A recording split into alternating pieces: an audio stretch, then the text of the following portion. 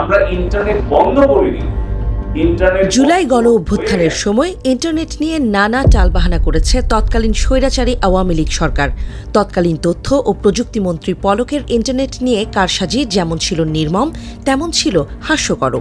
পলকের কথা তো রীতিমতো হয়েছে ভাইরাল। ইন্টারনেট বন্ধ করিনি, ইন্টারনেট বন্ধ করেছি, ইন্টারনেট একা একা বন্ধ হয়ে গেছে। পলকের এই কথা তখন ছিল সবার মুখে মুখে। তবে এবার ইন্টারনেটের একা একা বন্ধ হয়ে যাওয়ার দিন শেষ। আসছে ইলন মাস্কের স্টারলিংক। চাইলেই আর সুইচ টিপে এই নেটওয়ার্ক থামিয়ে দিতে পারবে না সরকার।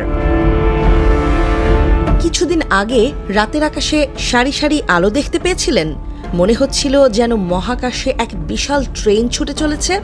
অনেকে ভেবেছিলেন হয়তো ভিনগ্রহের কোনো সংকেত, কিন্তু আসলে এটা ছিল ইলন মাস্কের স্টারলিংক স্যাটেলাইট, একটি প্রযুক্তিগত বিপ্লব যা বদলে দিতে পারে বিশ্বের ইন্টারনেট ব্যবস্থা। এখন প্রশ্ন হলো, এই স্টারলিংক কিভাবে কাজ করে আর বাংলাদেশে কি এটি চালু হতে পারে?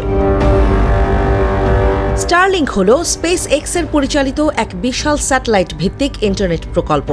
পৃথিবীর কক্ষপথে 550 কিলোমিটার উচ্চতায় হাজার হাজার ছোট স্যাটেলাইট স্থাপন করা হয়েছে, যা সরাসরি ব্যবহারকারীদের ইন্টারনেট সরবরাহ করে।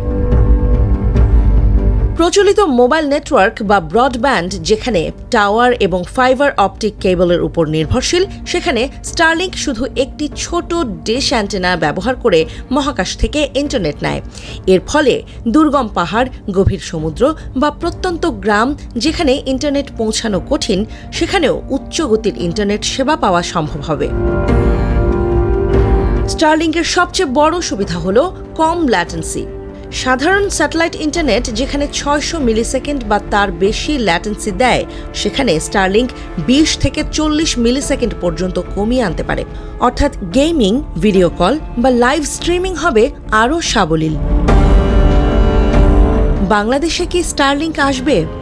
স্টারলিংক ইতোমধ্যে 70টিরও বেশি দেশে চালু হয়েছে।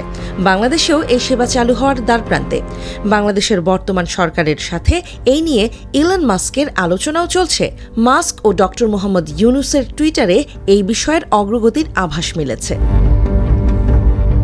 মূল্য ও প্রাপ্যতা। স্টারলিংকের হার্ডওয়্যার কিটের দাম $500 থেকে $600, যা প্রায় 65,000 টাকা, এবং মাসিক চার্জ $100-এরও বেশি হতে পারে। বিশ্বব্যাপী ইন্টারনেট বিপ্লব ঘটাতে চায় স্টারলিংক। বাংলাদেশে যদি এটি আসে, তাহলে প্রযুক্তির নতুন দিগন্ত উন্মোচিত হবে, বদলে যাবে প্রচলিত ইন্টারনেটের ধারণাও।